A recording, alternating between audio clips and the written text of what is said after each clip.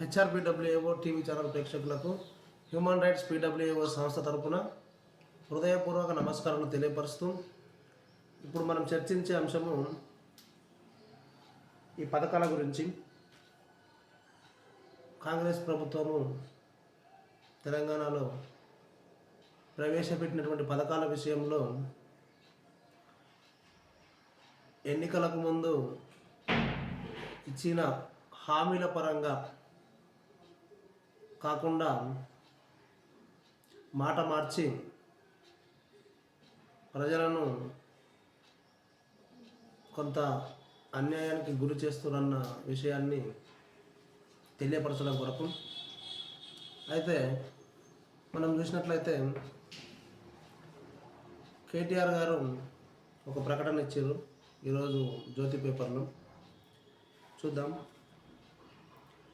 ఎన్నికలప్పుడు రాష్ట్రంలోని ప్రతి ఇంటికి పథకాలు అందజేస్తామని అబద్ధపు హామీలను ఊదరగొట్టి ఏడాది తర్వాత మండలంలో ఒక గ్రామానికి పథకాలంటూ ప్రజలకు వెన్నుపోటు పొడుస్తారా అంటూ BRS working committee president KTR ప్రశ్నించారు.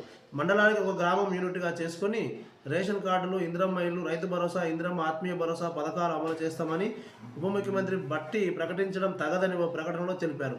మండలానికి ఒక గ్రామంలోనే మీరు ఎన్నికల ప్రచారం చేశారా? మీ గ్యారంటీ కార్డులు ఇచ్చారా?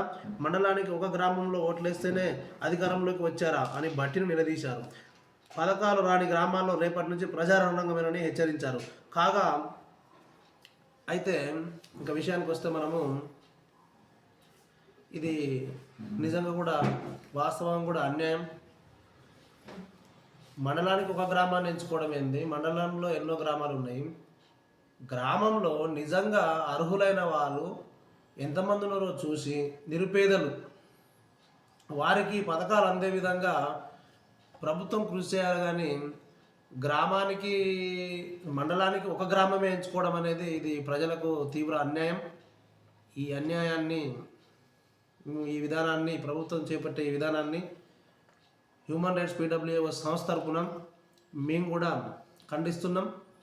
దయచేసి ప్రతి గ్రామంలో నిరుపేదలు ఎవరైతే ఉన్నారో వారిని గుర్తించి వారందరికీ ఈ ప్రభుత్వ పథకాలు అందే విధంగా ప్రభుత్వం కృషి చేయాలి. లేకపోతే మా హ్యూమన్ రైట్స్ పిడబ్ల్యూఏఓ సంస్థ ప్రజలకు అండగా ఉంటుంది.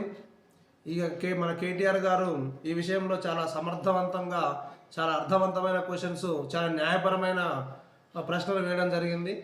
కాంగ్రెస్ పార్టీ వారు ప్రజల శ్రేయస్సును, బీద కుటుంబానికి పథకాలకు అర్హులైన వారందరి శ్రేయస్సును కోరుకొని వారికి పథకాలు అందే విధంగా చర్యలు తీసుకోవాలని మేము డిమాండ్ చేస్తున్నాం.